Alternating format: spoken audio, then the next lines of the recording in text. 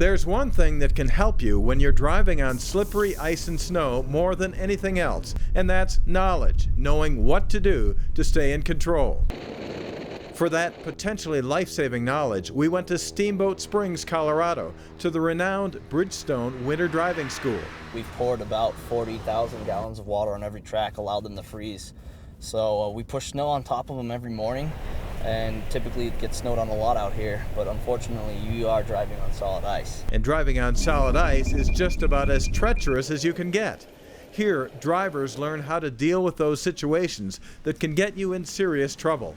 Turns can be especially difficult, and when you're turning a corner, you may have to deal with something called oversteer. It's when your car is steering too much. So if you turn in and suddenly the car goes out of control, don't forget where you're looking. Steer to get there. Maybe even have to add some throttle to put some additional grip on the rear tires of the car to regain control after an oversteer. On the other hand, if your car tries to go straight when you turn, that's called understeer. So if we happen to be driving along, come into an icy corner, and steer with the steering wheel too much, we might find that we have to reduce the amount of steering. Suddenly, the front tires can regain grip and carry us where we'd like to go. Regaining that grip between the surface and your tires is key in maintaining control.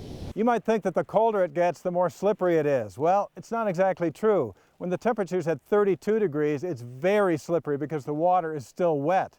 The closer to zero it gets, the more grippy the road becomes and the more traction you have. Bringing your car to a controlled stop is also vital. Many newer cars have anti-lock brakes, and you should know if yours has them. The way to use ABS, anti-lock brakes, is just to stand on the pedal with a lot of pressure, and that lets the system know you want maximum braking from all the tires, and it can be working on all the tires. Alternatively, if you don't have ABS or the ABS malfunctions, you might have to pump the brakes. And we call it cadence braking, where we're pumping the brake up to the point of lockup and then releasing it suddenly.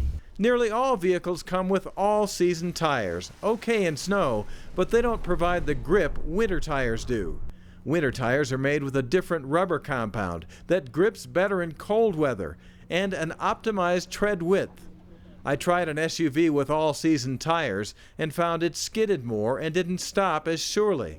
Takes a while, doesn't it? Oh, and you can see how sideways the car is on these tires. Yeah. But in an SUV with winter tires, the improvement was noticeable. Now, you may never drive in conditions quite as harsh as these, but it's always good to know there are things you can do to help you be as in control as possible.